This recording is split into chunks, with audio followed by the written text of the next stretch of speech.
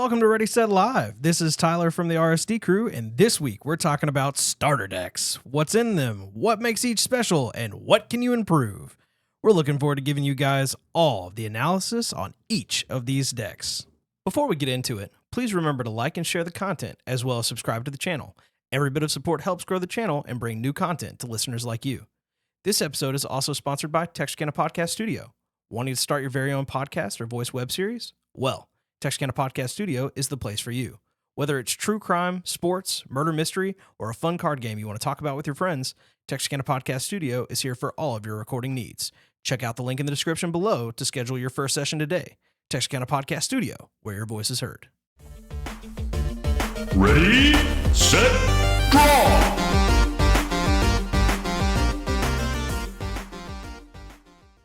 So guys, welcome in.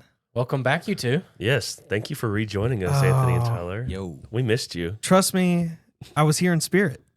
You were. Literally. Digital spirit. And digitally. Yeah. Well, I just think that this discussion that we're having today just might be the most useful discussion for anybody getting into the game, like that hasn't really been into many TCGs, or even if you have, this is extremely useful conversation just to understand the best launching point for what you find fun in the game, because all of us can attest a starter deck or a constructed deck, as Yu-Gi-Oh would call them, was like the number one way to launch yourself into the game, right? And I think really in most TCGs, even now, even really with Yu-Gi-Oh, because Yu-Gi-Oh finally figured it out after a billion years of being a card game. They're like, you know what? If we actually put some stuff in these structure decks that actually means something, we might actually see these things come off of shelves. Oh, yeah. Because I called it a constructed deck. It's structure. Yes, structure, the structure deck, gosh, all of them were horrible for so long. The starter decks deck, were, Yu-Gi, but starter decks and structure decks are two different things, Yeah, technically. yeah, They just did a really poor job marketing that. Yes, very poor job. But now I feel like a lot of TCGs really kind of took from that, and they were like, okay, maybe we shouldn't go off of that and really try and bend the product around these starter decks to give people a good launching off point from, you know, where they can actually feel like they're going to be able to do something with it. Yeah. So right off the gate, does anybody know what structure deck / starter deck you first got and were like introduced to a game? Like, what's one that you were introduced to a game with? Yes. I mean, the very first one would be the Seto Kaiba Blue Eyes Yeah. deck. I got that and the Yu-Gi on the same day. So I had both, and me and my friends, we used those and played the rules how you were not supposed to play, you know? But we threw down Blue Eyes and Dark Magician, and the other guy never thought it was fair. So I actually remember exactly the day. Like, I remember exactly what happened that day, what I did. So I personally bought the Yu-Gi starter deck because, you know, being a fan of the protagonist, why not? Yeah. And then that same day I went and hung out with our buddy Steven, and he ended up getting the Seto Kaiba starter deck. He beat you, didn't he? Yes. yes, he did. Joke's on you. Yes, he did. Yeah. But we actually, so we went fishing with his dad, and we sat in the back of his truck, the back of his dad's truck, like in the bed of the truck, and we were playing in the bed of the truck while he was trying to figure out how in the world do I get this boat into this boggy mess that was the bayou that we were going fishing in. Well, let me just say that's a testament, because everybody remembered getting those structure decks, and look where it took you. It's Yu-Gi-Oh's fault that we're not still knee deep in Yu-Gi-Oh, but it did last for a long time, which I think is a testament to what structure decks and starter decks can do. For sure. So for anybody who is listening, if you are wondering if a starter deck is worth your time, even if you are experienced in TCGs, I think I can speak for all of us when I say the starter decks that we're about to go over are of quality, of at least giving you a good refresher on how the gameplay interaction works, how you can have like higher value characters and lower value characters that you shouldn't care as much about. Like, they did a good job honing this, where it shouldn't be like a high speed constructed mayhem like meta breaker deck or anything. It's not like a absolute must buy for any highly competitive player, but it seems like it covers all the bases of like laying the groundwork. Yeah, and when you look at the list, which we'll dive into here in a minute, they have every single one of these has at least a couple staple cards that I can see being in all the decks of those colors. I mean, a lot of the Amethyst stuff I can see being in almost every single Amethyst deck. So For sure. that's a huge plus. And it can't be underestimated that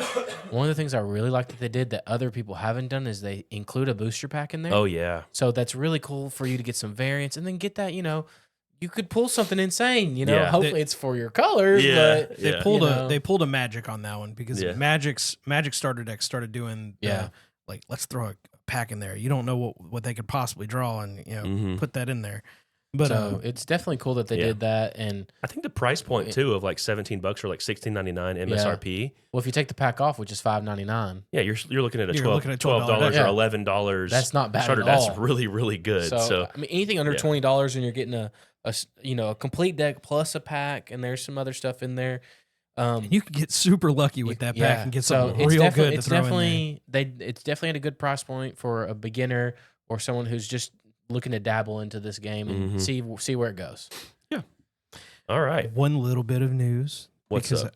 I feel like it should be stated anytime that we're on here before this event, but this time next week, me and Jacob will both be at Gen Con. Yes. And that is fantastic. It should be And- the week of Gen Con as Yeah. you're Yeah. listening to this. As you're listening to this, it should be the same week. So if you are going to Gen Con, by the way, quick little shout out, there is a Lorcana meetup. And it is a digital event you can get tickets for on the Gen Con website, but we've been told that it is not like necessarily required for you to have tickets to get in. It's just required through the Gen Con site that any official meetup or any event has like tickets available technically.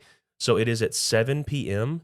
on Thursday night. And Tyler and myself will be there. Yeah. So if you want to Ready, meet Set, Draw us, crew. if you want to meet other content creators, if you want to meet other fans of the game and just play some games together, it should be a really good time. Maybe you can have a starter deck and you can join us and we can have our own little starter deck battle. So Awesome. Sounds Yeah. like a plan to me. we're going to get into these decks right now. And we're going to start just purely, based on the alphabet.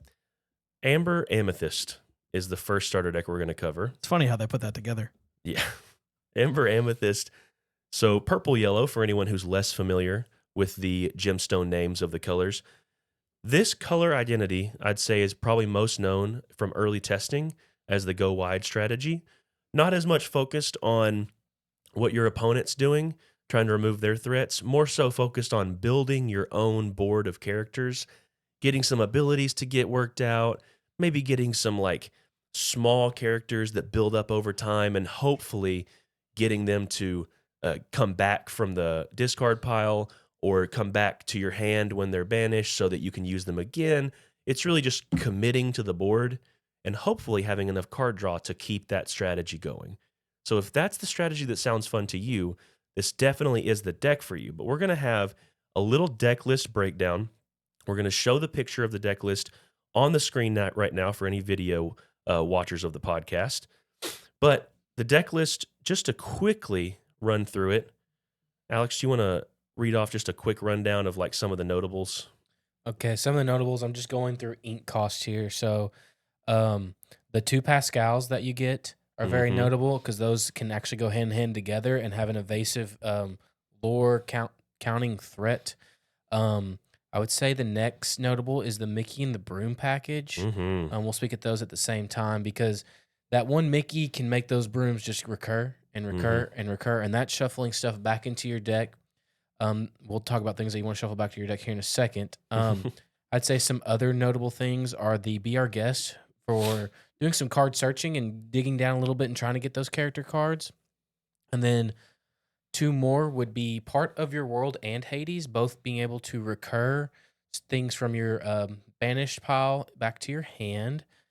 And then I'd say the most important cards would be Maleficent Sorceress and Friends on the Other Side. That pair has gone hand in hand for a long time. Being able to draw a bunch of cards, that's where this deck excels, is just the value engines that we're talking about, and then that extra draw power to really get it going.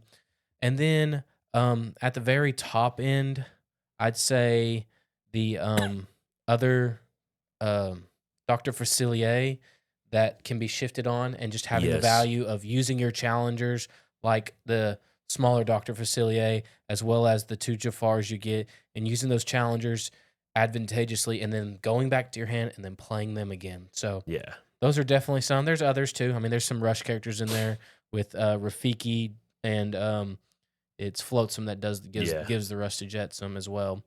So it's just a value deck, and you definitely can outvalue your opponents, and you really want to go quicker, it seems like. But then if you have that long-term strategy of, okay, well, I can get my stuff back if you can't deal with my certain threats.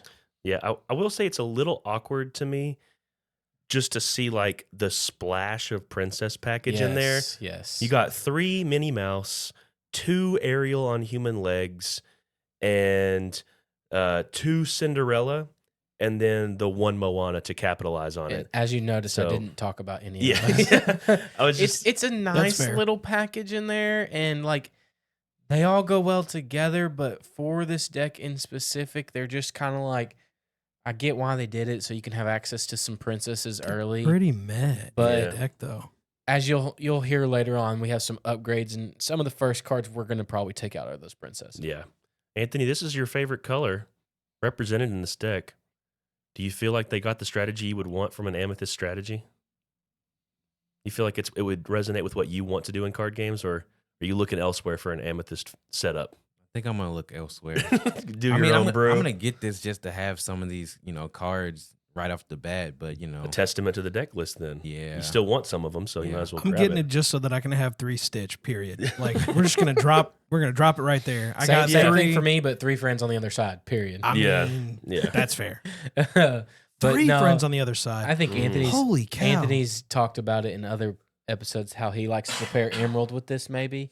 Yeah. And I can see the Amber not being as much your thing with the creature synergies and more of the using the Emerald to be annoying for your opponent to deal with. So Yeah. with the value of the Amethyst drawing cards and getting stuff back to your hand with the Jafar. Yeah. Speaking of, we're going to go ahead and just compare these decks a little bit under the same lens by just going over the generically useful traits that any deck can have. If you've seen the Lorcana lesson number 3 that goes over deck building, it kind of talks about some of the staple traits of any deck, and those are your draw and your removal.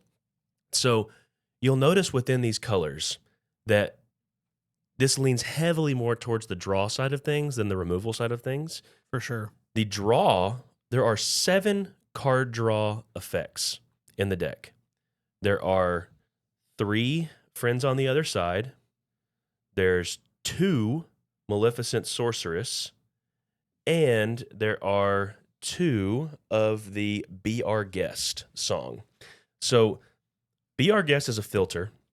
You're searching. There's a chance you might not find an answer True. or might not find a character. With the amount of characters in this deck, though, they did a pretty good job of making it where you statistically, it would be wild if you did not find at least one character.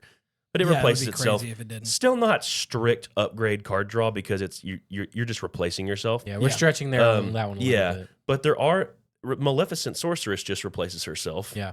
So that's technically replace draw. But Friends on the Other Side giving you a +1 card when you play it, you get 2. That is strict card draw. It's probably the best card draw among any of these decks. So that is a major plus of this deck. But I also want to focus on card draw sometimes can be rephrased as card advantage.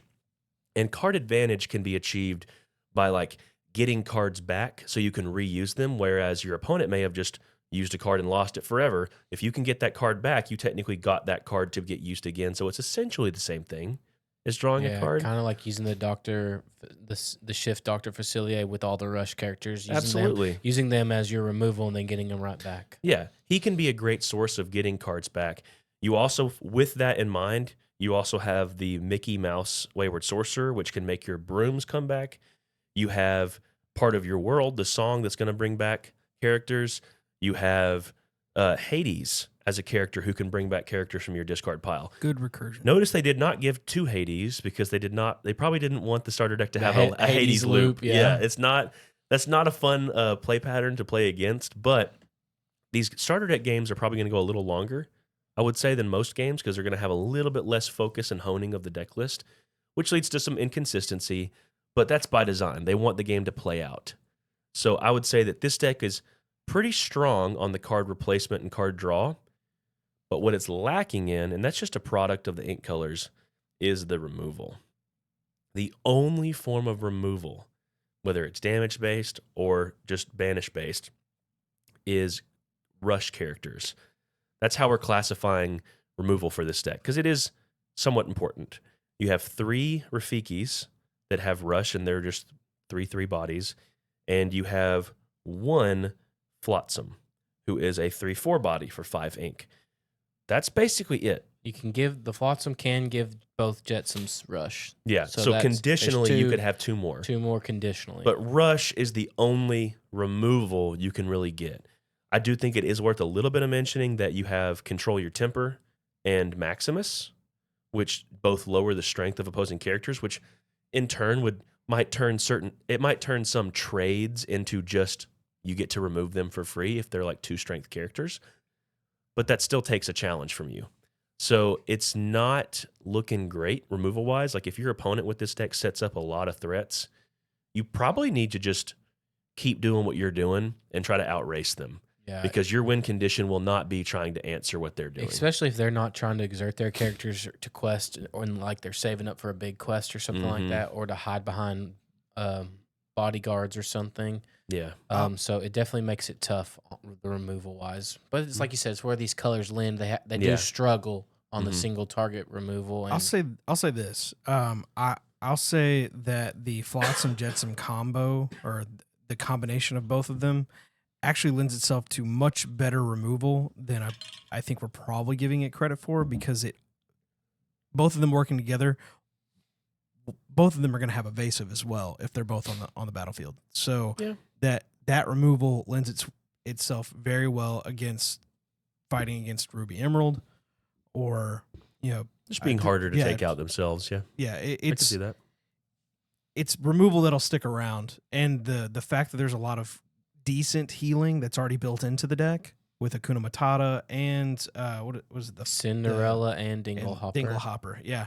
So all of those by themselves, to like in a vacuum, yeah, it's just like we said, it's only 4 removal, but in the grand scope of the deck, it's really 6 removal, and it's some decent healing on top of it to keep them. Yeah, for all sure. sticking around. They definitely balanced out the colors in this starter deck pool to where it can remove things. Yes, for sure. And all the other starter decks, they're not going to be able just to sit behind walls or anything like that. Yeah, notice there are no bodyguards. There in are this deck 0 bodyguards because in this they deck. don't. It's weird to me because like in all of our testing, we've played this color combo a certain way. Yeah, and it has been the color combo, especially because they got more of the reveals early on. It was the color combo that you're like, oh no. Several of these cards were in the first deck, because the very first reveals we got were those 40 card demo decks, and it was just this color as well as the Sapphire and Steel color. So Never got a Ruby Emerald. A lot of these cards we played with very early on, and a lot. Yeah. So yeah, it's kind of cool to see that they're in that deck, and we kind of know how these play. yeah. So let's say you're a new player and you pick up this deck because let's say you're like Anthony, the color purple speaks to you.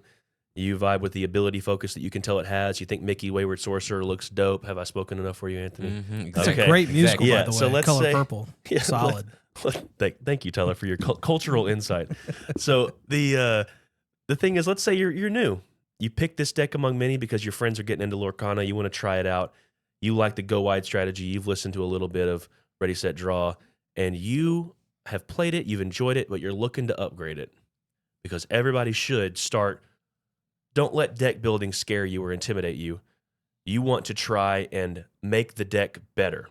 Let me upgrade you. Yeah, what's the first step, Alex, that you should consider if you want to, in a budget-friendly way, make this deck better? So one of the first things that we're going to suggest with every single one of these decks is getting another copy of it.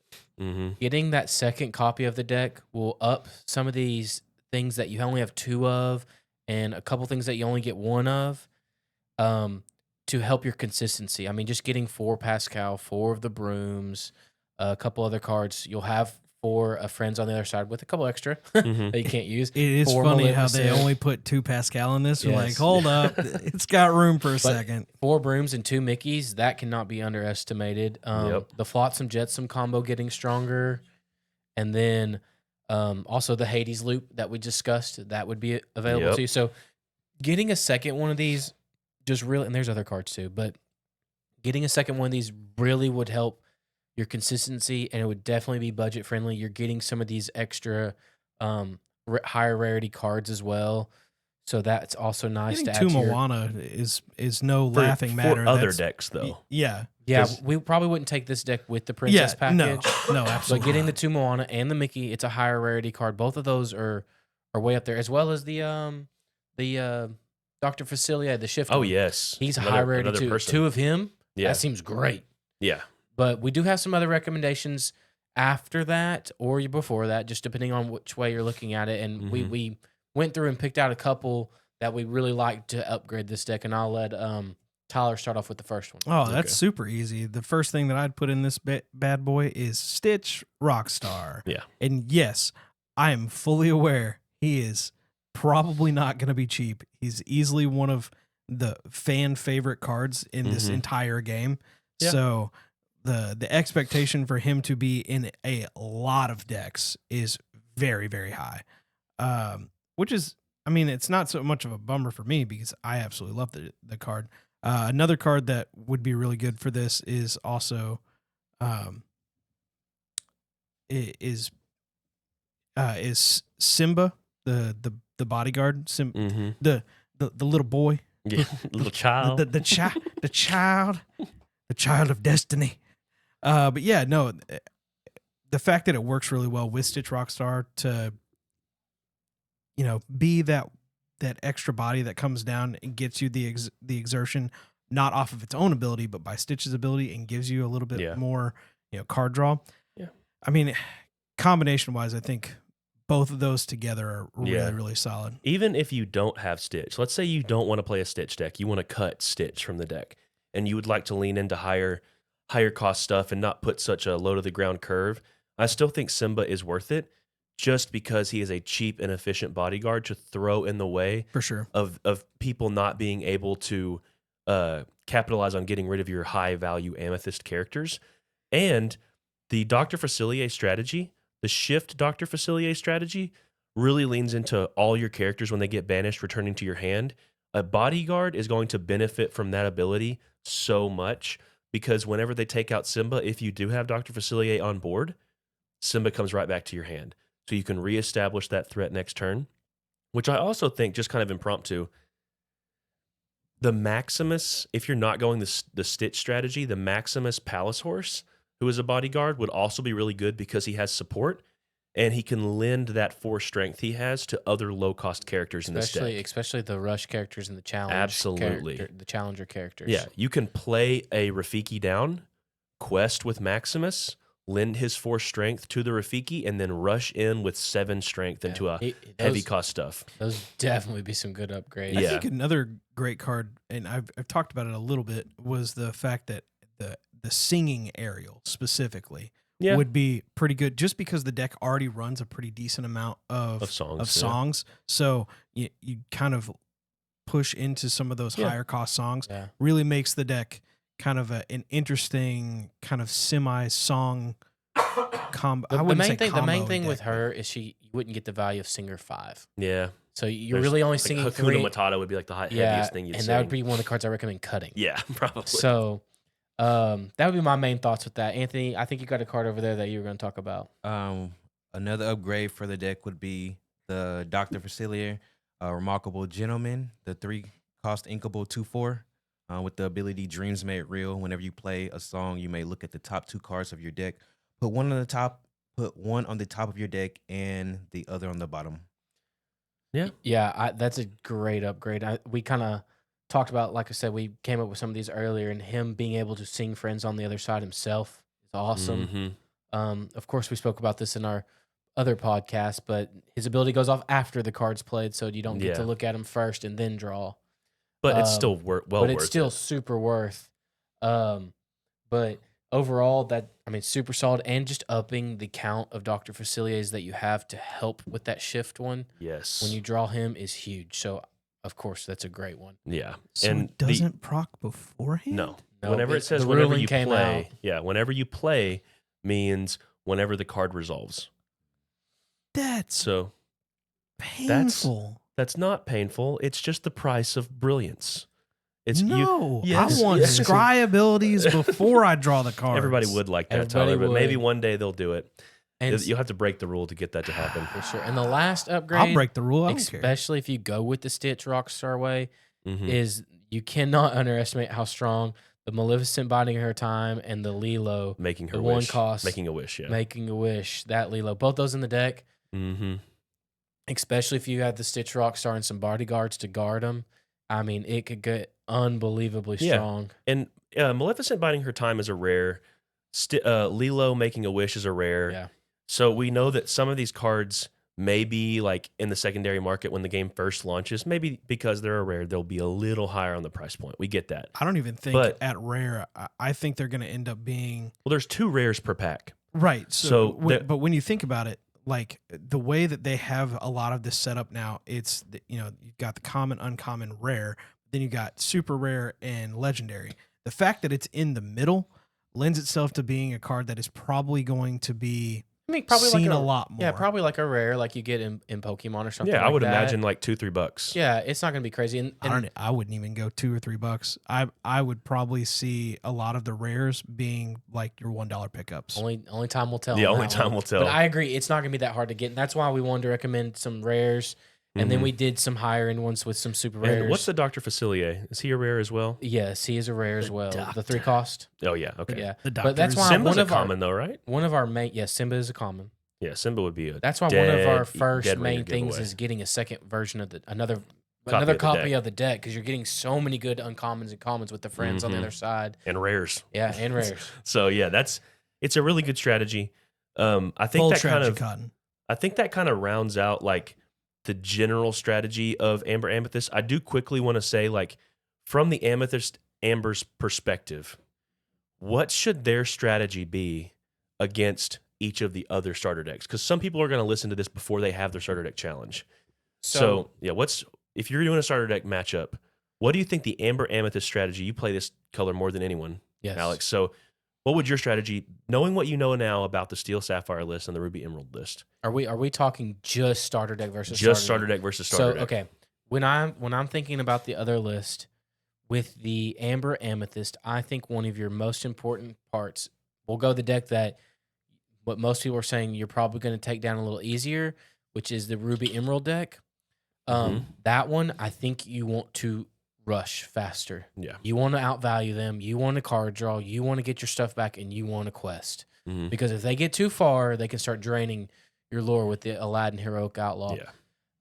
So in that one, I think you want to go fast. But the opposite in the Steel one, you want to play just smart enough. Don't overcommit until they play the grab your swords that we're Yeah. going to talk about. There's only one in the deck, Mhm. and once that one is played, It's gone forever. it's gone forever. So the key thing with the Amber Amethyst deck will be not overcommitting to the board. You Yeah. do not want to go crazy.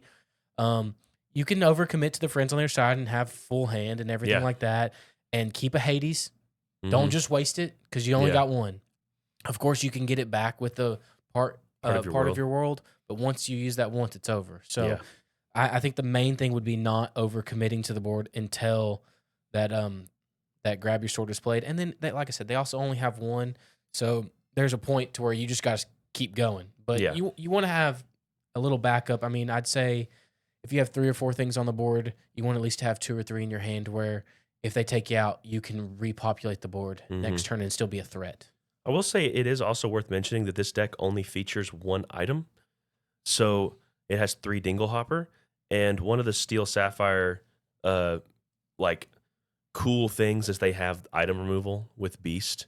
So maybe like you can use your Dinglehoppers as like bait, I guess. Yeah. In a way, like you can use it early on, bait out that Beast, and like save your other Dinglehoppers. Like don't just, I don't know. It seems like you can against an inexperienced player, they might say, "Ooh, there's an item. I should play this Beast card." So playing out a Dinglehopper would actually like essentially bait out a Yeah. Beast if they have it. I will say one bright side of the Princess package actually being in the deck is it's not as susceptible to grab your sword. Yeah. They have to use different removal along with it. Mm-hmm. So committing your princess package might be a little bit better early on. Like if you have some of those things, but save your little things that can get destroyed by grab your sword in one shot. I mean, anything with two willpower is definitely, you don't want to overcommit those things until that card's played. All right, so pretty valuable insight there from Alex. I wholeheartedly agree. I think that puts us on to the next starter deck, which is the Steel Sapphire deck. And trust me, this is what I would say would be my choice if I got to pick one. Yeah, it's a really good deck. Yeah, I'm a Ruby fan, but I know power when I see it. And I believe that, spoiler alert, I believe the Ruby Emerald deck was not built to full power on purpose. Yeah. Because some of the cards... If they did, it'd be busted. Some of the cards in Ruby are really, really good for a starter deck. Probably too good. So in the Steel Sapphire list, I think Steel Sapphire probably got the best representation of what a constructed Steel Sapphire deck would kind of look like. We have a little bit of ramp, some good removal. The one thing they didn't lean too heavy in, kind of similar to the Ruby thing I was just talking about, was they did not put a bunch of like, oh my gosh, I'm terrified of that card, like ramp targets. They don't have a lot of heavy cost things. The top end threats that we'll go over, none of them are super crazy. They're good, but there's way better on top end of these colors for sure. So I think one of the things with this deck, kind of like I did at the beginning for Amber Amethyst, to sell it for a new player, if you're the kind of player who likes to ramp in Magic or in Hearthstone, like you're the kind of player who wants to build your resources early and get something strong out earlier than your opponent and impress them with the power you can develop before them, this deck is for you. I also think if you're a deck that likes controlling a little bit and removing other things unconditionally or using damage-based removal, and you like answering their threats like that, this deck is for you. I also think if you're a player who likes the ability to have bodyguards and high lore, I think if you're looking for like high lore bodies and good questers on their own, this color is also for you. This deck has, it's kind of why I was saying I would pick it if I had to choose between the three. It seems like it has the most well-rounded focus of a deck. So what is this deck not good with? We can compare it with the same card draw and removal stuff we discussed before, but ironically, I think it's probably the most rounded of that. What do these colors struggle with, though? Struggle with draw. I think the biggest thing, the fact that the only real card draw in the entire deck is Develop Your Brain. I think that's a big deal. It's one card and you pray that you see it, but it's one of those cards. It's a one drop, so you're gonna, if you see it early, great. But if you don't see it for the rest of the game, it's kind of okay too. But the fact that there is no other extra card draw past that, Ransack is in there, right? Ransack is it lets you look at 2 and then discard 2. Yeah, so that's like looking at cards, but you still have to discard cards. Yeah, hard filtering. It's hard filtering. Yeah, like you're not getting a whole lot out of it. If you're in top deck mode, it does nothing. Yeah, for you. It does literally absolutely nothing. Yeah, it's ink. So just to speak on the card draw, we are mentioning there's 5 card draw spells or card draw cards in the deck. There's 3 Develop Your Brain, which are 1 cost inkable. Let you look at the top 2 cards, put 1 on the bottom and 1 into your hand. And there are 2 Ransacks, a 2 cost inkable that draws 2 cards and discards 2 cards. So, Tyler, do you want to go over the notables of this deck? Kind of like Alex did for the Amber Amethyst, and just speak on like highlight cards of what you think is like, ooh, that's in there. That's cool. So I think the biggest cards that are in this deck are, I would say Develop Your Brain is definitely, that's still a really good card. I feel like as a 1-drop early game, using a Develop Your Brain to at least kind of filter through a little bit more of your deck just early. Yeah, I think matchup specific, you can find solutions for things. Yeah, for sure. And that's then good. The ramp in this deck is really, really solid. 1 jump ahead, Mickey Mouse Detective, and the what was it? Grandma Tala. Grandma Tala. Yeah, that's such a low key, really good card. Grandma Tala. I don't know if you guys talked about it on the. We did part 2. I'm on the side. It's not low key anymore. Everyone thinks it's good. Yeah, I thought it was low key, and then everyone said, "No, you're right." Yeah, it's kind of like how I gave Cold Takes You know, that was my thing. Yeah, that my makes hot sense. take was that she was one of the best cards revealed, and everyone's like, Oh, wait, that's not hot. I'm gonna touch on this here in a bit, but my hot take with these star decks was wrong in my opinion. Yeah. Yes. So Yeah. It was not I right. feel like the removal is also really good in this deck. I mean, so good in this deck. Yeah, the removal's really good. I mean, okay, so three fire the cannons, 3 of them things. Mhm. That is ridiculous. And then 2 smash. The one interesting one that I was actually very surprised to have any of was the grab your swords. Yeah, Oh, yeah. that being in the deck was The- huge. And Yeah.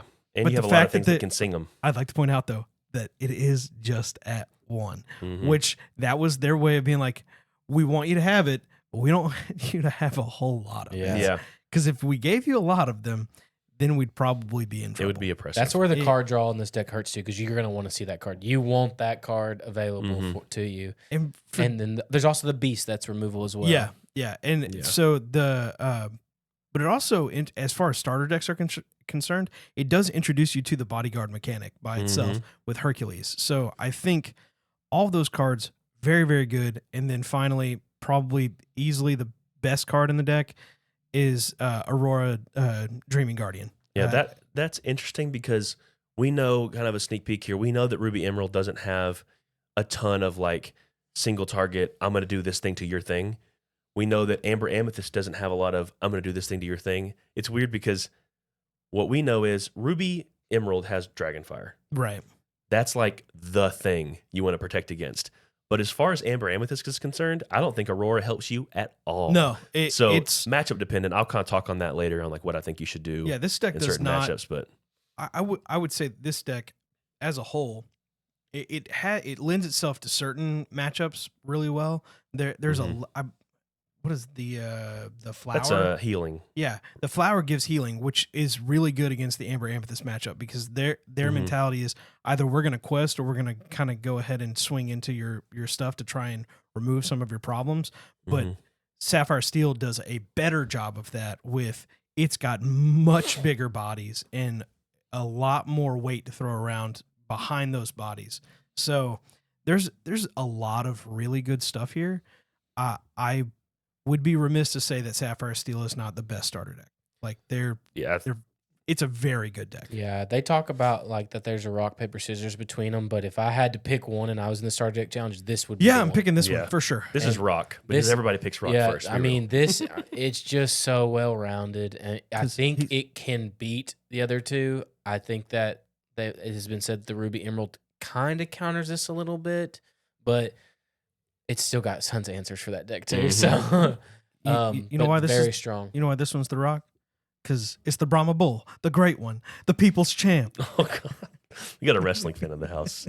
I'm not of that tribe, but I respect the tribe. That's okay. I feel like Um, 3/4 of the room has absolutely no idea what I'm talking about, and that's okay. That's okay. I do want to speak on this deck as far as like what my strategy would be if I were using this against the other decks.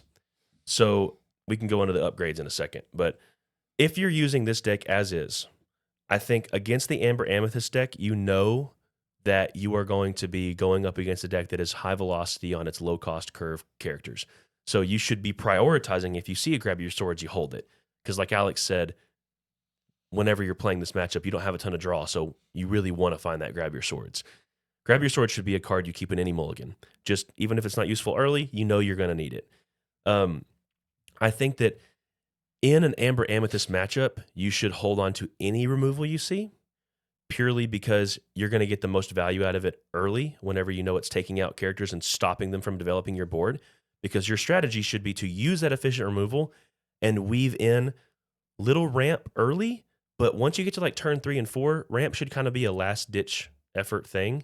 It shouldn't be your primary focus to just get ramp. What you should be doing is developing your board and contesting it and trying to get control of the board, because in that Amber Amethyst matchup, if you're using removal, they're playing catch-up, and while they're playing catch-up, you have very high counts of high lore characters. You have a lot of 2 lore characters and a lot of 3 lore characters. Yeah, they're playing all the catch up while Yeah. you've got all the mustard. If they get to the point, good call. If they get to the point where they are trying to catch up on your game plan and they're trying to come back from your removal, as long as your removal is used efficiently and used alongside playing small characters, you can start to develop characters that can start questing while they're catching up. They don't have a lot of responses to your threats. So you can safely assume that most of the things you're throwing down are going to stick. And that helps you build to those higher cost characters. And that helps you maintain that lead where they might not have the chance to ever catch up to you lore-wise because you have too many two lore and 3 lore characters that just push you ahead of their low curve. That being said, you do have Ruby Emerald to deal with. And Ruby Emerald, its main strategy that we'll go over in a little bit is it wants to establish characters, maybe disrupt some lore values if possible, but really it wants to alter strength and re-ready characters and challenge multiple times with one character so they can efficiently remove on a recurring basis with like strength adders or whatever you want to call them. That makes you a little more susceptible to removal because you know that you're going to have buffer, bro. Yeah, so it's going to buff their characters, sure. That's the problem with that is it's going to let them take care of your characters usually with one character by like giving them extra strength and they can get you in one fell swoop. But I would say you still have a pretty good advantage on your board wipe can be used pretty effectively and your fire the cannons can be combined to get rid of key evasives that are annoying you. So dealing with their evasives can be a problem, but your mindset should still be, instead of trying to control their early board, it should be to develop your early board. And that way you can put the pressure on them to start giving you answers rather than you being the one answering their threats and then developing late. So your strategy against Amber, to kind of like reemphasize this, against Amber, your strategy should be to control and then dominate the board. Against Ruby Emerald, your strategy should be to lean into your lower cost stuff, contest the board, hold it, maintain your high lore, and pretty much overwhelm them where they have to answer your stuff early and your lore characters can get you that early lead. So what about upgrades? So we're going to talk about upgrades, but of course we're going to mention throwing 2 of these together is going to be very good. And then I think last time we had a good what take out. So after we get some upgrades, we might mention some cards we can take out because last time was kind of a package. So we're going to give some upgrades, and then afterwards we might mention a few cards that we're like, you could probably cut this. Okay. All right, first we would add in both Tinkerbells, Tiny Tactician, and Giant Fairy. Of course, Tinker I mean, package. if you have one, you got to add the other one. So, yeah. You got That's going to offer Baby you Tink and Tinkerball. Yeah, that's going to offer you a little bit more draw filtering, but it's also going to allow your other characters like Tinkerbell Giant Fairy kind of lets you save your action removal and let her kind of do some work, and then your action removal can kind of act as cleanup, or she can act as cleanup, and you have to like maybe you use one less fire of the cannons and you use a Tinkerbell second effect instead. Yeah, right? I can totally see that, Anthony. I can see just having that, like Jacob said, that smaller Tinkerbell for the card filter of drawing and discarding is in a slower format when you're upgrading is definitely nice to have, just extra. And then, of course, as most people know, the big Tinkerbell, the Tinker Bomb, as Tyler's been saying over there, shifting at 4 and dealing 1 to everything helps save that removal. And then as she's taking things out and challenging, hitting 2. So she's rocking by that boat, bro. She Rocking that boat. She would be a massive upgrade for this deck. What's another one? Another one would be the Scepter of Arendelle. It's a low-cost item, so you can evenly distribute it among the curve. Like you can easily find a spot to kind of fit it in. But a high count of these characters in this deck have 2 lore or 3 lore, which means you want to quest with them whenever possible. The problem is whenever you're questing with them, you feel like I'm leaving them vulnerable and I really wish I could take out something they're doing because they're just going to end up killing whatever I just quested with. The vulnerability is definitely, you pay the price for it. Well, with the Scepter of Arendelle, kind of based on what the board's looking like, you can start to use some of those characters that maybe didn't have as much value once they're already on board and maybe they got an ability on play. You can use them as removal, essentially. So you can take your Maleficent Uninvited, you can take your Maleficent Sinister Visitor, your Jasmine, add their strength to Mickey Mouse Detective, add their strength to Grandma Tala. Nothing feels better than contributing their strength through support to Grandma Tala, throwing her into a body on their side, getting her to get banished, and then she's in your inkwell where you wanted her to begin with. So Scepter of Arendelle would be a wonderful cheap upgrade because I'm pretty sure it's an uncommon. So it's going to be all over the place, probably pretty cheap, and it would be strong support. While I'm on this thought real quick, because I know we didn't like prepare this, and I just thought of it in my head, Chief Tui is an excellent addition to this deck too. Chief Tui is a 7-cost Sapphire character that has support already baked in and 3 lore, so he's a ramp target. If you're playing the ramp strategy, you want to lean into that. He is the guy for you to get up to. Really solid. The next one is not going to be a cheap card because I believe that's a super rare. Yeah, it's that a I'm super looking rare. out. Goodness gracious. But as we we're discussed gonna go 2 for 2 earlier, here in just a sec. The deck needs draw power, and one of the best draw power cards is A Whole New World, and it's a song, of course. And each player getting to discard and draw 7 fresh cards, and being sung with some of your other stuff being a song. That card is very needed in a deck like this because you can get real low real quick, and then you play this and you're refreshed. Yeah. Yeah, all of a sudden I used up all the cards in my hand, and wow, now I have a full hand again. Yeah, no, it's just a really good card. Whole New World is literally just that. Like the moment that you use it, your hand might have been trashed. Yeah. At that point, and been like, well, I've got 2 cards that I really can't do anything with. Just drew a Whole New World. Looks like I'm gonna go ahead and get me 7 new cards to see if I can work my way through this. I will say this too: the deck does not have recursion once things hit the discard. But the good thing about this deck setup, especially with using a ramp strategy, is that generally by turn 5 or 6, when you would want to play a Whole New World, if you've been ramping and inking every single turn, you probably have an empty hand anyways, or close to it. A Whole New World will more than likely, kind of like the ideal turn in Pokemon, the end of your turn will be like an empty hand and a refresh. Like how many times in Pokemon have y'all had that happen where like you empty your hand, you've done so much stuff, and then the last card you play out of your hand is like a Professor Oak or Professor Juniper or something. Your opponent's sitting there looking like, okay, they might be in trouble. Then you play that card and you're like, well, they're good again. Yeah, complete refresh. Yeah. It's like, I really wanted that hand, dude. Yeah, in a refresh scenario, not even counting the disruption you could be doing against your opponent, in this deck, having a full hand also really maximizes the value of stuff like Ransack and stuff like the Baby Tinkerbell. Having filter draw only really works when you have a good hand size.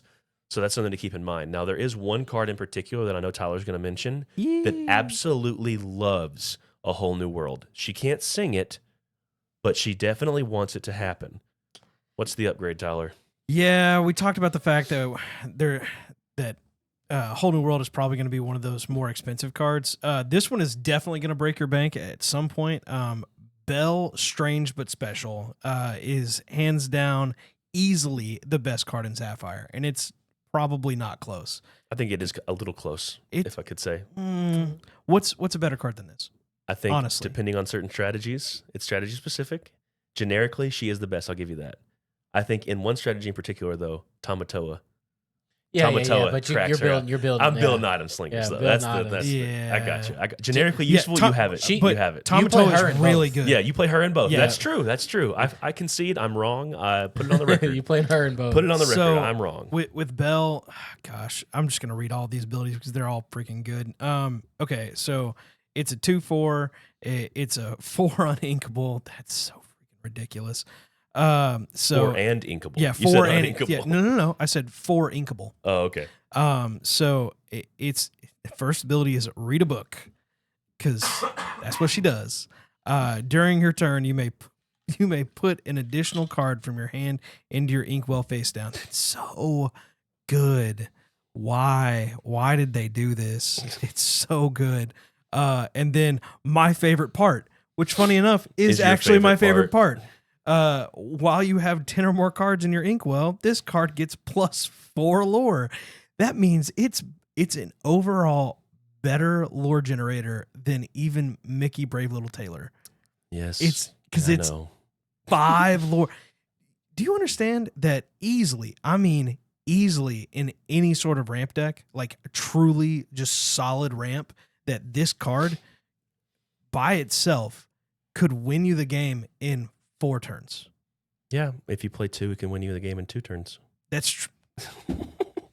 Yeah, and you can probably fit 2 into a turn. Yeah. Oh, easily. Yeah, we mentioned that on the previous podcast, part 2, but I know that you need your time to fawn over Bell. I get it. Dude, I get it because you weren't there, but it's. This is I understand. Such a good I get card, man. The card's presence alone almost pushed me into a Sapphire fanboy, but we're gonna stick with Ruby because I'm loyal.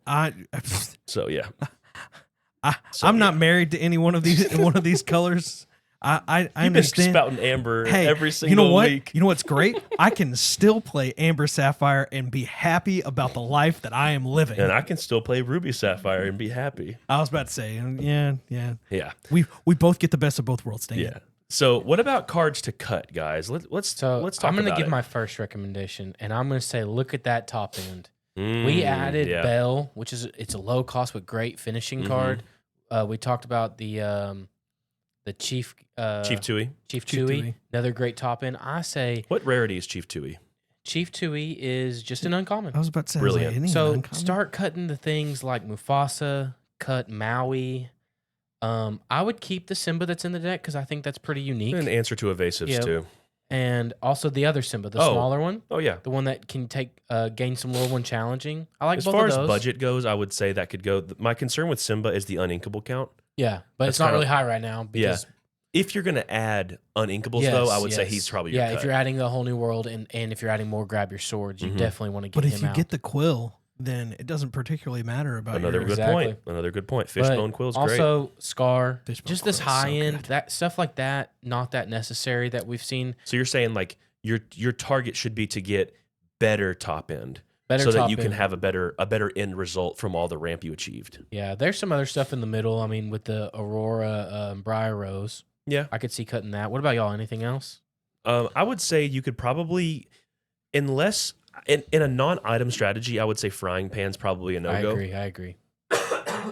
Excuse me, guys. I'm Different still under deck. the weather. That and the healing flower are both, Yeah. both different. It's a different deck. Coconut baskets is actually still pretty useful to me as long as you keep your curve a little bit lower. If you push towards ramp and you really commit to that, like let's say you cut like your Maleficent Sinister Visitors and you cut your Hercules and stuff like that. If you cut dare those you. and go towards like more top end because you already know you're ramping and like you go all ramp package, I would say you could cut stuff like Maleficent Sinister Visitor, your Hercules, your Coconut Baskets, your Prince Eric's. Cut stuff like that because you know that you want your low curve to be all ramp spells. Yeah, kind of like goons and stuff too. But- yeah, Not necessary. But Hercules. If you're having fun, Tyler, like that, then you can absolutely play Hercules. I just don't think Hercules fits into a deck that's like Nah, it doesn't. he's understand. purely there to stop people challenging into Aurora Dreaming Guardian, which is one thing that I would say like Aurora Dreaming Guardian, You need two of them. you need two of them in order to make her work. She's kind of like the Hades of this deck of like they didn't offer two because it would offer a weird play That's pattern. why I offered to mash up decks Yeah. first, everybody. Yes. You really want that second Buy copy a second deck, put if, them if together. this is your favorite version. But when they buy a second deck, I'm glad we're talking Or about the trade cuts. somebody. Yeah. I'm glad we're talking about the cuts because whenever you match the two decks together, while it's technically legal to play 120 cards, it's Please not legal. don't. It's not legal to play 120 of these cards Yeah. because you're going to have more than 4 copies of each one. But even when you shave it down, and let's say you have like 85 cards left, you want to shave it to 60. So 85? you're going to have, I was just making up a number. I was about to say. If whatever you have to shave it down to 60, and you're gonna reach a point where you're like, okay, but I can't play 4 of every one of these cards. So like, what do I do? Because if you played 4 of every single one of these cards, you're gonna be at like 112 cards or something. So we're offering the card you should cut, probably just leave out of the deck altogether, so that when you do mash them together, you're good to go. Yep, and just a few upgrades to go with that in case you Mhm. pull it in your pack or your Yeah. buddy's got I one or swear, if something you like pull that. a bell if in you your pull a pack, bell, don't look at anybody. Just slip it into the deck and be like, okay, I'm done. the thing is, if you pull a bell in your Look pack away. on day 1, like before the cards hit big box stores, this is just me. If I pulled a bell, Sell it. I'm selling it probably. Because what I fully believe to happen is those legendary cards, especially foil variants, if by God you pull a cold foil bell, Bro. guys, a non-foil bell does the exact same thing. If you're a deck blinger, I understand your desire.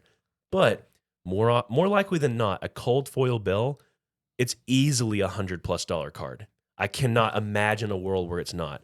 So sell it and then spend all that money you got from that bell buying singles of everything else you need to upgrade the deck. And then over time, you just trade for the bell. Okay. That's all you have to do. I brought There's I going brought to be up some the divisive foiled. people there, like, there's no way I'm getting rid of my Yeah. cold bell. Okay. I pulled that at Gen Con or Oh something no! like that. I will make that amendment then. If I pulled it in my first ever Gen Con pack, I'll keep her. Yeah, You okay. have Yeah. marked my Okay. words there. I Hey, will keep what about this. your first booster box? If you get a booster box, Sell it. That's a Sell it. Sell it. so I Get can another. more singles. so Someone just opened up a secondary booth of just singles. Oh like my Lorcana gosh! singles. Can you imagine? That'd be crazy. so They would have I Ravensburger went ahead sending and people after them. I went ahead and pulled up Bell Strangewood Special, the foiled edition on the Lorcana companion app. Which, by the way, for those of you who have not downloaded that, please Oh, it's a beautiful download app. the Lorcana companion app because it is fantastic. It is a very well polished, amazing app. And it has a deck builder, so you it can does. like build your deck. You can take your starter deck list and then tweak it and edit it based on what you want. It's So so pretty. Just the whole thing is very, very pretty. And I got to tell you, Bell foiled looks really good. beautiful. Yeah, the cold foilings are great. so good. So we have the last deck now, Ruby Emerald, and I will say, kind of to give a similar breakdown, the one that compared to what we had before with the other two decks. If you're a new player and you're looking for a Lorcana deck that is heavy into challenging, heavy into getting value from those challenges, you love the idea of like, if you're a Magic player, untapping, or if you're a Lorcana player, readying your characters so you can use them again for any other purpose, that's great. If you're a character that loves tempo play, where you can force difficult decisions from your opponent by playing high-value characters that require specific answers, this deck is for you. If you love Aladdin, just outright, trust me, this deck is for you.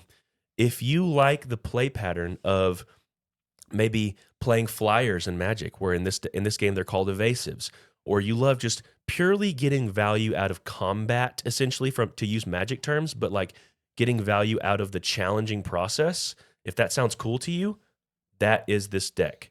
So while it also features it's the only deck that features a card that outright says banish target or chosen character. So having strict removal like that is very valuable in a world where ward is not all over the place. So Alex, excuse me, do you want to have like a little, like the special cards of the deck? I was gonna let you do the rundown, because I did the Amber Amethyst. Oh, okay. Well, I don't mind if I do. This deck is my favorite color pair to test with so far. I will say, full disclaimer, it's not my favorite build of the pair. This deck is not built the way that you would build it at all. I build this deck to be heavy into the evasives, but I will say they did at least give us some evasive representation. So the key cards of this deck that I would say are notable.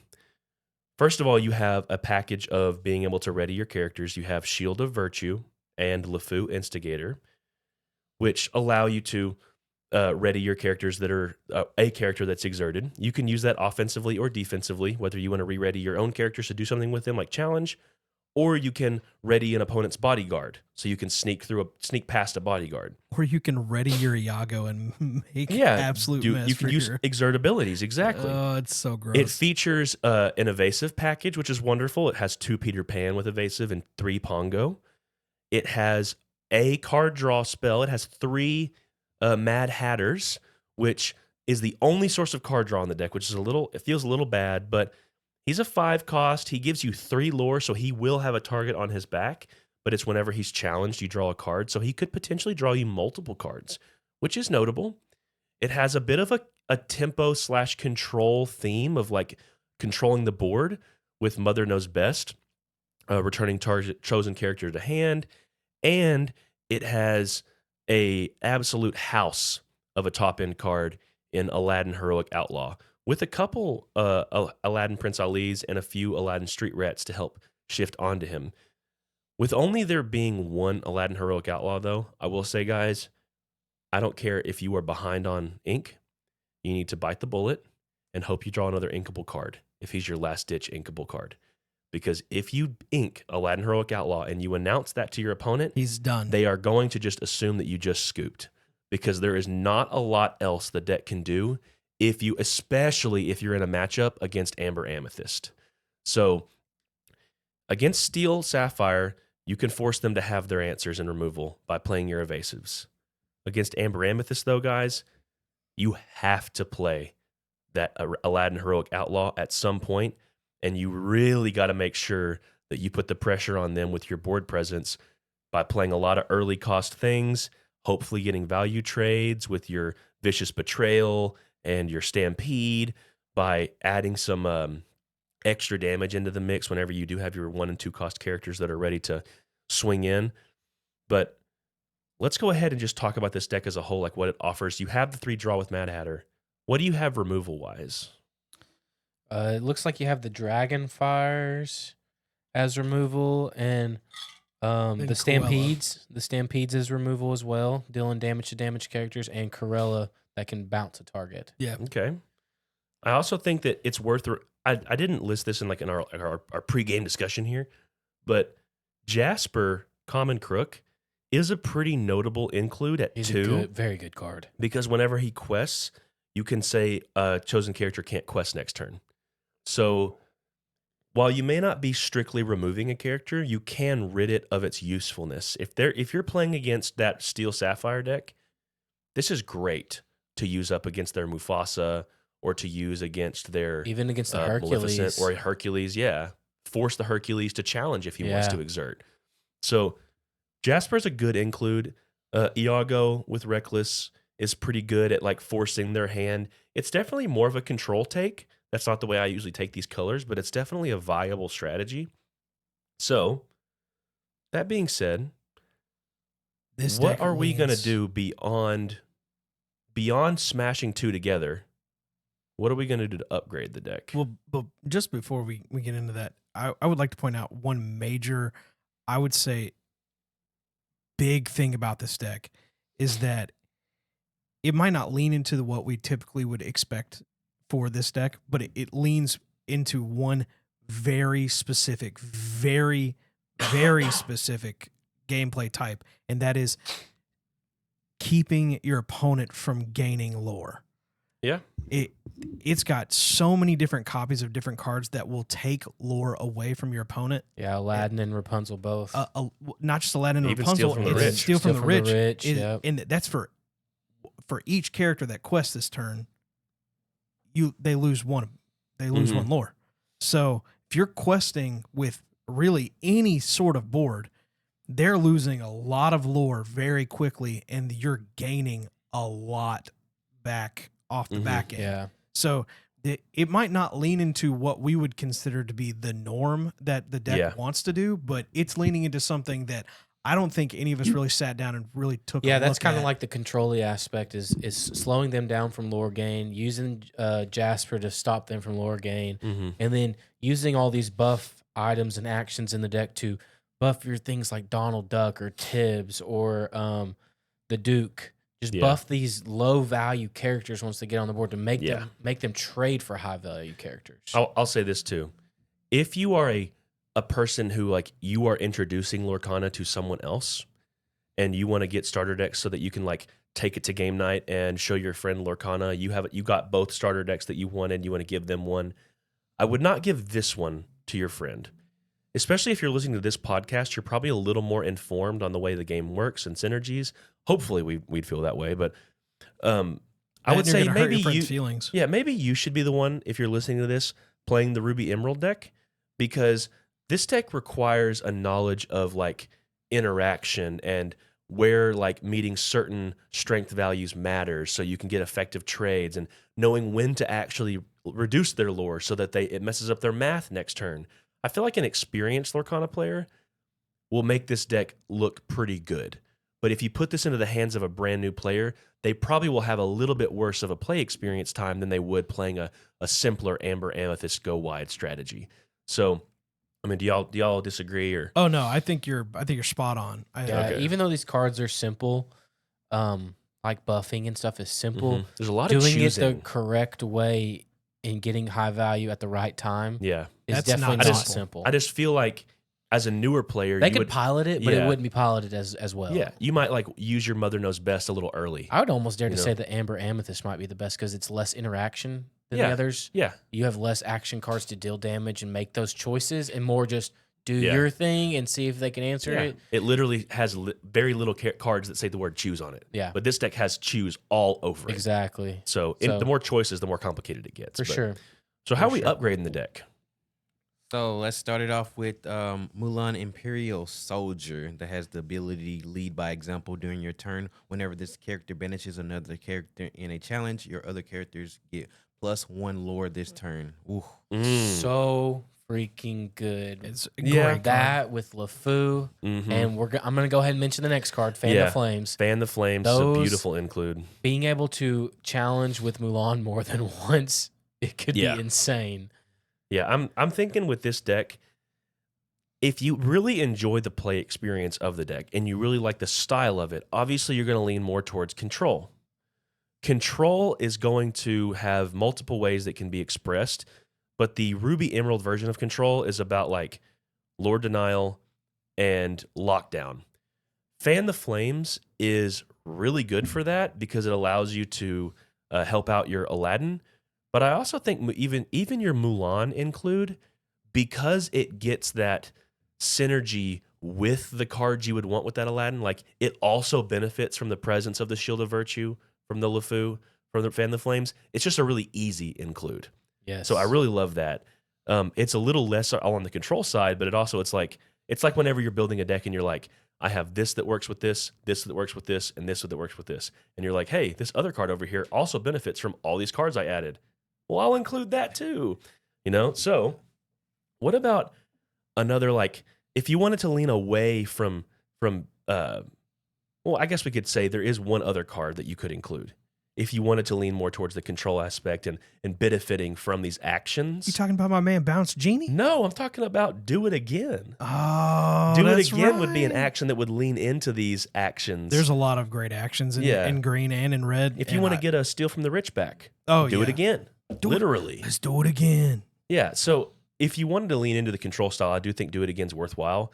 I also think a beautiful include, if you want to have the control aspect, is Mother Gothel. Mother Gothel, the 6-cost inkable, she, whenever she's exerted, stops your opponents from questing. It's also a low-key great card. Yeah, it's just good generically. It's kind of like the Bell of Emerald, if you ask me. It is the Bell of Emerald. It's so strong. So the thing is with Mother Gothel, she leans into like, you kind of want to protect her, but in this color, you still can protect her because a lot of the cards like Fan the Flames and like LeFou and like Shield of Virtue, you can ready Mother Gothel if you know she's going to get removed. Maybe you don't care that they're going to quest.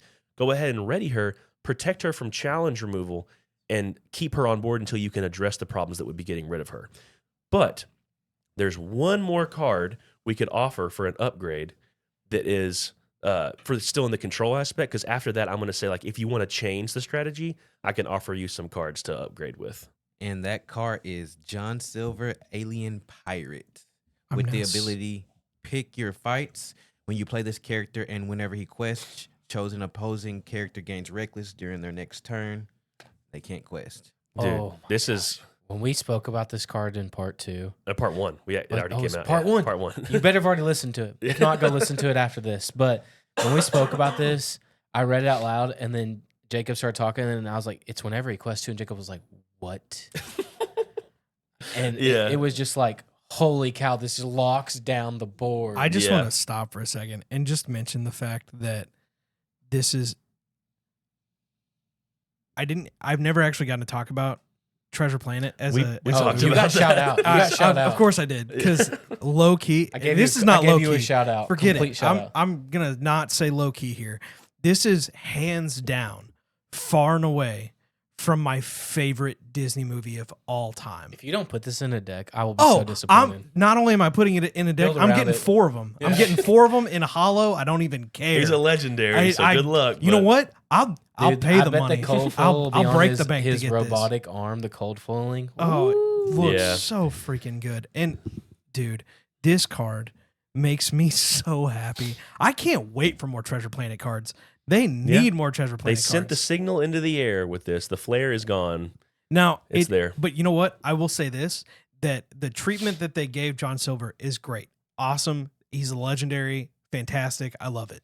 the fact that we got no more Treasure Planet cards at all tells me a lot about what Ravensburger and Disney at the time thought about Treasure Planet when it first came out, because it was created by the B team of Disney. The movie itself was created by the B team of Disney at the same time that Atlantis was being created. And the only reason why this movie was technically overall more successful than Atlantis is because they combined two different things. They combined 3D animation and 2D animation into the movie. It's the only movie of its time at the time that combined both. And, bold strategy, but it worked out, Cotton. It worked out so well. It makes me so happy. Yeah. So I will say, not everybody that wants to play these colors wants to play control. I know myself, I lean towards playing tempo with these colors and playing a more board-centric, I'm going to make you deal with it problem style of play. You are a problem. So I want to be the problem. That's fine. I don't want to, interact with you so much. I just want to do my own thing and let you deal with it. So something I would recommend is you can cut a lot of these cards if you're just shifting strategy. Not that they're bad. It's just a strategy shift. And the strategy shift that I'm talking about is shifting away from the control, away from the lockdown, which I know has its own value. You're going to keep some of those cards, but you're not going to keep all of them because you're going to occupy your deck with the evasive strategy. I know that evasives are a little easier to deal with now than they used to be because there's ways of like keeping things from questing, like Mother Gothel. But evasives still force your opponent to have the right colors to play those answers.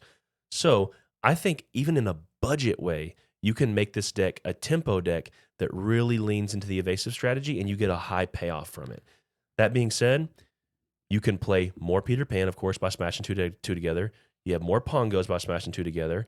We know that Goofy is a common. That's crazy. Yeah. Goofy's so good at common. Yeah, Tigger, I'm pretty sure, is an uncommon. Yep, he is an uncommon. Yeah, Tigger's an uncommon. Another evasive that's wonderful in the curve. Genie on the Job is another wonderful tempo card. He's a super rare, but as an evasive that also bounces the player, you could pretty much take out Mother Knows Best for this Genie. And I would highly recommend that you play, if you can find it, Mickey BLT, but I would also highly recommend that you play the Tinkerbell Inkable Tinkerbell that's 4 cost. Most helpful. Yeah, she's a common. They'll be on the screen if you're watching on YouTube. The common Tinkerbell offers evasive to other characters. So if you're playing against another evasive strategy, now you can take your Aladdin Heroic Outlaw and slam them into those evasives when they didn't think they would have the ability to keep it up. The last card I'm going to say in this upgrade is, if you can find it, the Genie Powers Unleashed is just an absolute house of a card, because this is only a rare, mind you. It lets you shift on top of any other Genie you've played. There's a 2-cost one you could throw in. I think it's a common. This rare Genie shouldn't be that much, and it gives you free actions. So being able to play an action that costs 5 or less for free. Dragonfire, free. Yeah, a free Dragonfire when he quests for 3 means that you lean into being the problem. I've always felt like I'm a green Jacob, player in Magic. The problem. Yeah, I'm a green player in Magic. I'm a Druid player in Hearthstone. I was a Tapu Koko player in Pokemon. I like to make a setup where I do things that you go, wow. And if you want to be that kind of player, I would shift away from the control. Don't rely on what your opponent's doing to build your deck. It tends to show you why you hate control players so Yes. much, because they try to pin you down and stop you from doing that. You're like, answer me, and they're like, well, I'm answering you before you even get going. That's what you don't like. That's what I don't like. Let me flap my Timmy wings and fly. I'll just say this. This deck is probably the one that leaned away from the strategy I expected. Yeah, I was really shocked when you saw. I mean, we kind of knew that Heroic Outlaw was on there. Mm-hmm. He's on the box art, and so is Cruella. So we figured at least the small Aladdins, but like you figure it'd be. I mean, I guess that lean. There's no evasive in the box art. Yeah. But there's just such an amount of evasives in the colors that I expected. It was such a core identity of Ruby. Yeah, and we knew Tigger and Goofy early on, so I think that probably led into we thought maybe they'd be in there. Yeah, and I think I'm glad we got Pongo, and I'm glad we got Peter Pan. Yeah, I can see why they didn't lean into heavy evasive because that is a harder play pattern to balance. It would be very tough. So I totally respect the Ravensburger team for leaning away from that strategy just because lore denial also, if you do have a multiplayer setup where all these starter decks are playing against one another, I think a lot of these cards in this deck get a lot better. Like the Aladdin Street Rat and the Rapunzel, they are both cards that get infinitely better for sure whenever you are playing against more opponents. For sure. So if you're having family game night and you're throwing the starter decks against each other because you're playing as a group for the first time, grab the Ruby Emerald deck because the slower decks always benefit, or the control-y decks always benefit from a slower game anyways, and Lore Denial is so good in that strategy. So we do want to go over cuts in this deck. If you are trying to make room for these beautiful cards we've been discussing. I'm sitting here looking at the top end with Rapunzel and Captain. Yeah. I could see both those being cut. I could also see Scar at the 4 drop, the Scar Fire Usurper. Yeah, so if you're leaning into control. As well as Horse, both of those. Yeah, I kind of went over it with evasives. If you're going the evasive route, you're kind of cutting the control cards. Yeah. Right? But, excuse me, if you're leaning away from the evasives, and you're going to just kind of wholeheartedly buy into control. Add those John Silvers and Mother Gothels and stuff. You want to clear up that high end. That's just Rapunzel's good, but at the high end, you have so much better slots with those other two. Yeah. And as well as Captain coming out as well. Possibility of getting also the Shift Mickey for this one Mickey would work really absolutely. Well with all the actions you're adding. There's a bunch of actions to be added into this deck. I will add with this deck too. At least two be prepared. While the readying strategy for the flavor is fun with Ruby, if you're leaning more heavy into the control aspect of the deck, I might shy away from that package just because I don't think the Fan the Flames effect is as powerful with a dedicated control strategy, because a lot of the synergy in the green or emerald control package is when I do this or when I quest or when I'm exerted, I get this. Yeah, and Fan the Flames is stopping you from questing. Two things we didn't talk about that do that are Cusco and Cheshire Cat. Yes. Both of those would be good in the control build. Very good. And taking out those Fan the Flames, they're all things you pretty much want exerted. I mean, everything we just talked about, you want exerted. So I agree. The Fan the Flames and the unexerting and readying your character package could definitely come out. It's a control strategy, Cotton. I also think if you're not playing starter deck wars and you're just playing like constructed building your own deck, I don't think Stampede is worth it when you don't have Steel to aid you. Yeah. Because incidental damage, Stampede is only serving as a finisher card. To say, and here's 2 more damage. How about that, son? Well, most of this is going to be achieved if you're playing control strategy to just, you make it where they just can't quest and they have to slam into you. And that's not really the same strategy. I can see why it's in this starter deck, but I don't really find the usefulness when for sure in a control strategy. So that wraps up our discussion of the starter decks.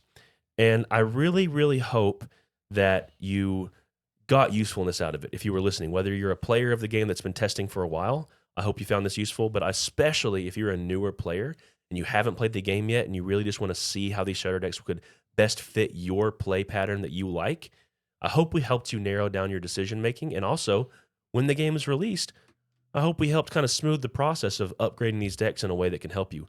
The prices are kind of up in the air right now. We're dealing with the allocated market that's kind of hard to get cards, we imagine. MSRP will be $16.99 on these things. Yeah, and hopefully with the big box stores getting them, even GameStop and places are getting Amazon. It should be available. On September 1st, the game should be a lot more accessible for people. So please do not buy into the allocated high prices you find online. Wait for it to temper a little bit if you can be patient. And whenever you can, try and buy singles if you're trying to build a deck. Like in the upgrading process, I know that all of our stance would be pack cracking is really fun, but you buy packs for the fun of pack cracking. Yeah. You don't buy packs for the hope of getting what you want. In a secondary market, you can just get what you want. And I think that's really why we recommend getting 2 of these. Absolutely. And then putting them together, and then if you got some you'll have some trades because you'll take some things out that are higher rarity to trade other people.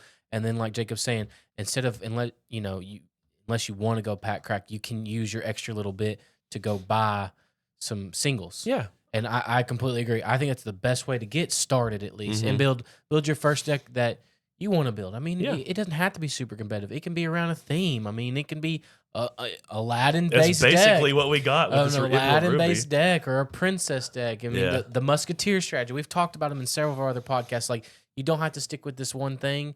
We just wanted to give you some ideas and chances to look into these and how we would upgrade them for some commons and uncommons and then some high rarity cards if you were to happen to pull this card or you couldn't afford getting one of these or something like that. Yeah. Just an overall, just brief discussion on it just to help everyone out there and kind of introduce the decks to the world because they're out there. I do want to say one thing.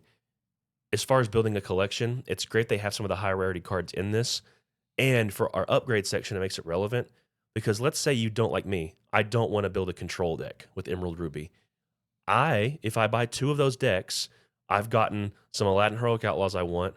I've gotten all the Aladdin base forms like Street Rats and Prince Ali's that I want. And all those control cards are in my binder now. So whoever wants to get control set up, they're going to want 4 copies of some of those cards. And guess who's got them in their binder? Me. So I don't have to spend the money on the cards. I can just trade those, the Mad Hatters away if I don't want them. Or I can trade Cruella's away. And Iago's also rare. Yeah, stuff like that. I can trade it away for value. The Still from the Rich. Stuff like that.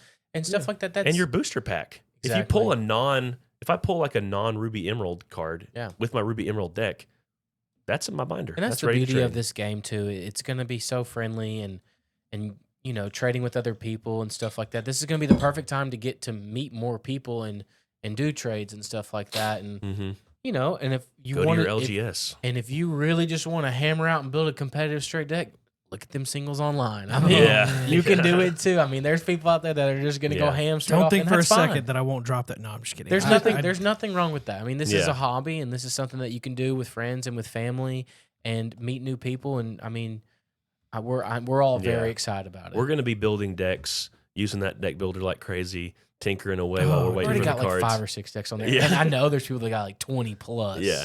And I know that let's not talk about Sugi with his 1,000 decks that he's already made and played with. I do also want to say that if you are looking for deck lists and stuff, especially once we've had more time to test, we will be having our profile, the Ready Set Draw profile on Lorcania.com.